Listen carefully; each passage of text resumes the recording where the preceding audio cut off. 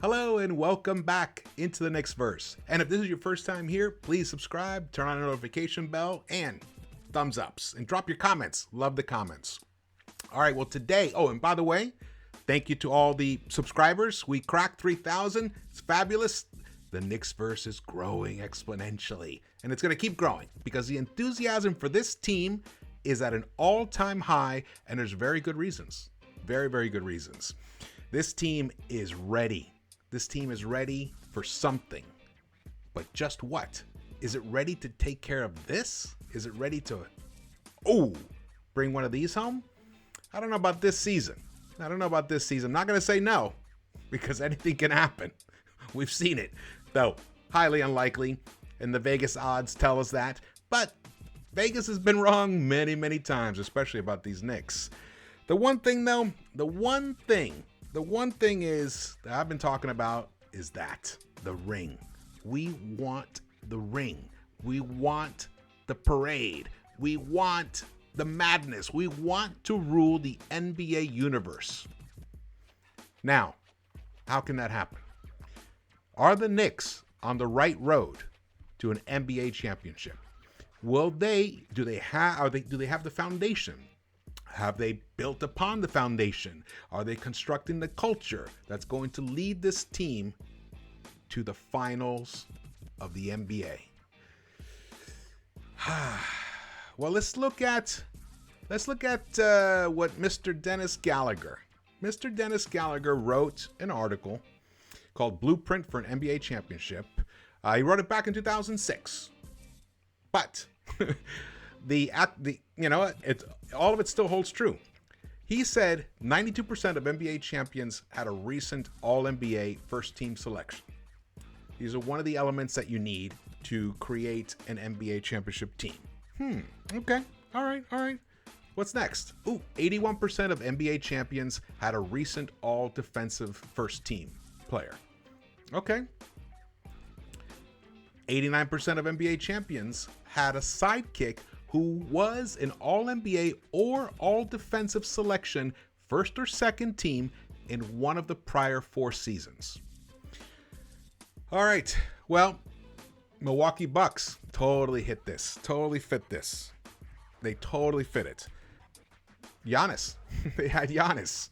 And not only is Giannis, he was the MVP, All-NBA, and Defensive Player of the Year. So he fit both.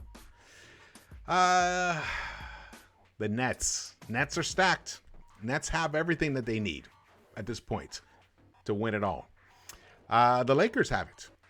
In fact, I believe all of the starters from the 2013 All-Star game are either on the Lakers or on the Nets right now. Yeah. So what else? Let's dig a little deeper, because you should definitely all check this article out. I'll drop the link in the description so you can read it. It really holds up. I mean, I've looked at it and it fits exactly the world of the NBA, like what it takes to win a championship. So step 1, and I've actually put out a video in the past about this back in March when I saw what Julius was doing, and I predicted back in March that Julius would end up being an All-NBA player, second team, and that's exactly what happened. So I've got a feeling that something magical is happening in Madison Square Garden under the eye of Tom Thibodeau and Leon Rose. Got to give them props, and Mr. Dolan. Thank you, Dolan. Thank you for giving, as Thibodeau has said, provided everything that they need at this point. And you're also keeping quiet, which is a very fabulous thing. You know what? The man behind the curtain. That's why they call him that. They have to stay behind the curtain. Don't come out. Don't come out of the curtain. Only for games to kind of have fun and enjoy your team winning. All right. So acquire a top 5 caliber player. All-NBA first team in the past 4 seasons. All right. Okay. That works. What's next? Or acquire a top 5 caliber defender, an all-defensive first team during their career. So at some point during their career, you need an all-defensive first team player. Now, mind you, just so you know, this doesn't mean that the player has to have been. They just have to have that ability and may be in the future. That's very important. Very important to note, because there have been teams in the past that have won, like the Houston Rockets with Akeem. He was the only guy at the time who fit this criteria, but there were other guys that were coming up, like Sam Cassell, who was, turned out to be a fantastic player. So there you can there's different ways you can attack this thing, but that is one of the key ways. Step 2, add a championship sidekick or two, an all-NBA first or second team, or all-defensive first or second team in one of the prior 4 seasons. Yes. All right. What's next?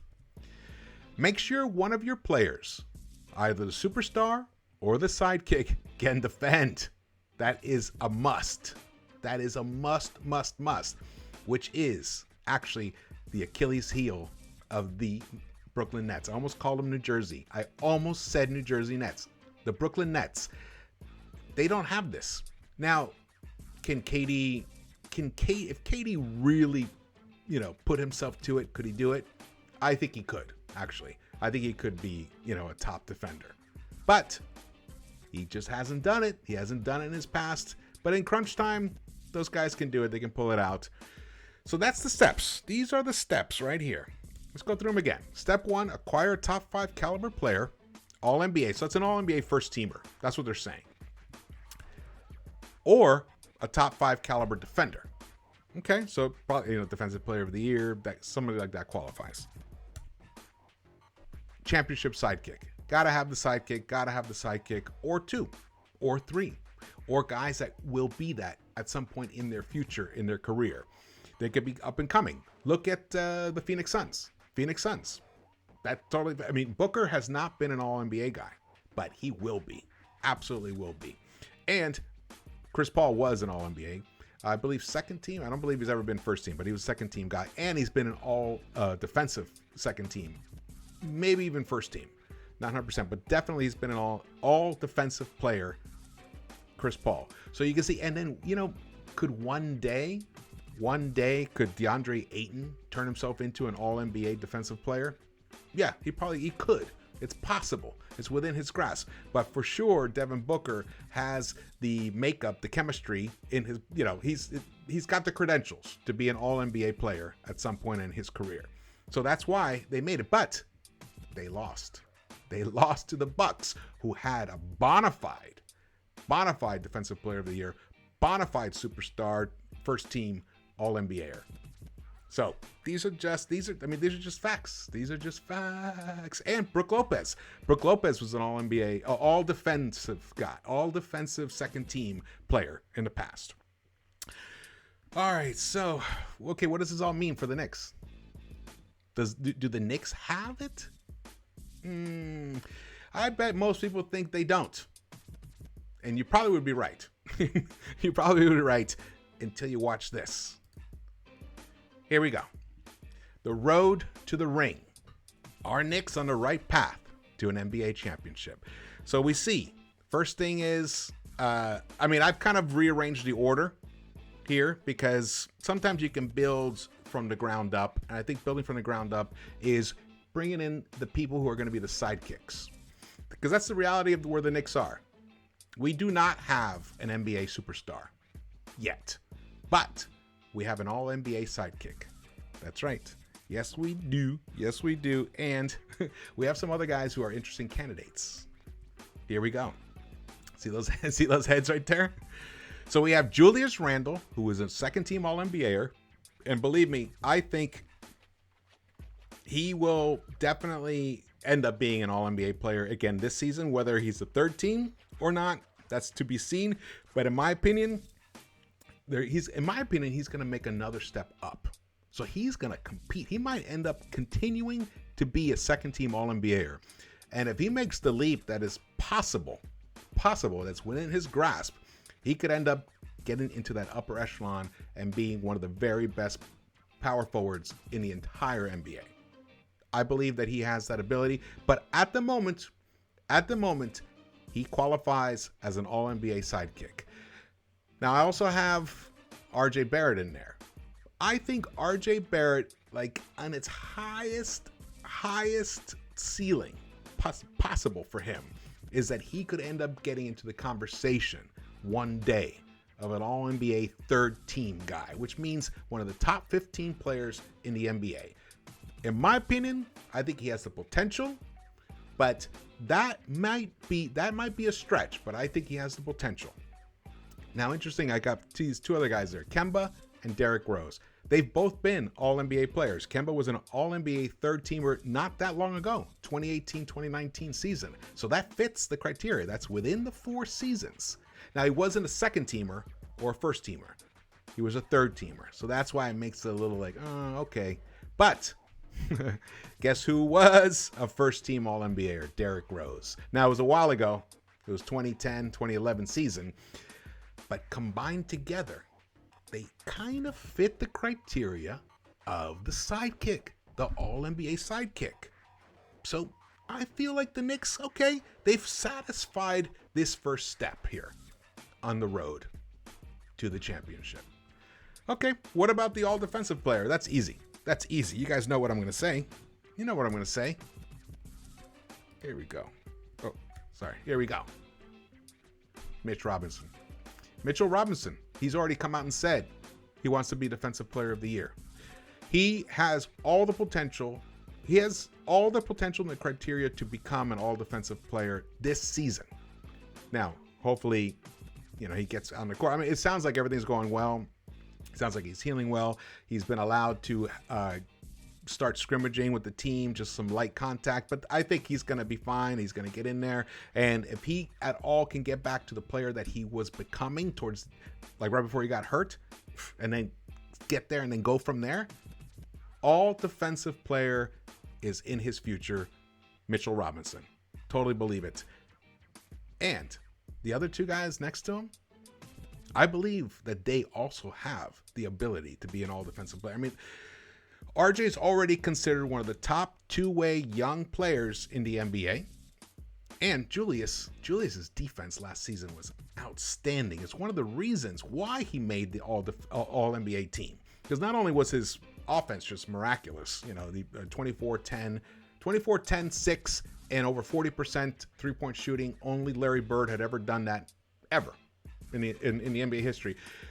Jokic was going to do it as well, but his three-point percentage dropped below 40% towards the end of the season. So it only ended up being just Julius as the only other guy. Can you imagine? Julius and Larry Bird are the only two to hit those benchmarks offensively. But we're talking defense here. Julius and remember, the other thing that these three have, what do they have? They have Tom Thibodeau. Tom Thibodeau and his defensive genius. So, my opinion, we got this. This is the one I'm even the most sure of. We definitely, we do have an all-NBA sidekick, which is Julius. So, this basically is, I've already answered the question. Are the Knicks on the right path, on the right road? Yes, absolutely.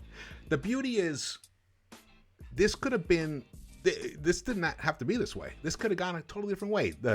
Leon could have made some trade. We could have lost some players. But now we've got them all coming back, and the culture's already established. They're building upon it. You heard Alec Burks recently in one of the press conferences talked about one of the reasons he wanted to come back and be with the same group of guys is to have that continuity, because it's something that's been lacking in the NBA in recent years. The Knicks now have that, and they have such a great culture.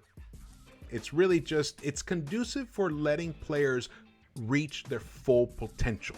That's what this is all about. So in my opinion, if you're an NBA superstar out there and you're on a team that really is not on this path, not on this road, you got to switch. You got to switch roads. You got to switch teams. You got to get on this team. The Knicks. The Knicks, baby. The Knicks. Here we are. All NBA superstar. Zach LaVine, Damian Lillard, and Donovan Mitchell. And there's others. Bradley Beal. Carl Anthony Towns doesn't really fit that, but he's kind of there in a way, but doesn't really fit it. But if one of these three guys came to the Knicks, and the Knicks were able to hold on to RJ and Mitch and Julius, this team has a chance of competing for an NBA championship within a year. This time next year, we could be talking about Knicks being an actual contender for the ring. Yeah. Doesn't sound so crazy anymore, does it? That's the beauty of running it back. When Leon decided to run it back, this is why. Because he knew he had the building blocks, he had the foundation to make it to the parade. Man, I'm so excited. Dude, now, of course, they're going to have to play the games. But if the game against the Pacers, the preseason thing, was any indication, this team is ready. It's locked and loaded. And we're going to see blowouts. We're going to see lots of blowouts, hopefully, because then we can get rookies in there. It's going to be a very, very exciting season. And as I've said before, the Knicks will not have a losing month in the entire 2021-22 season. Now, the actual win total number, I'm going to come out with it soon in a special video. I will definitely announce it. You guys will have notice when it comes out, when I will put out my projections. It's very detailed. I went through every single game. And I went through it many, many times. And the number is nice. It's a very nice number. And it's a number that might actually get them back to the 4th seed. That's right. That's what I'm predicting for these Knicks. All right. Well, thank you for watching. Again, drop your comments. Want to hear your thoughts. And thumbs ups. Please subscribe. And let's keep this show going. All righty. Thank you for watching. And I will see you guys around the Knicks-Verse.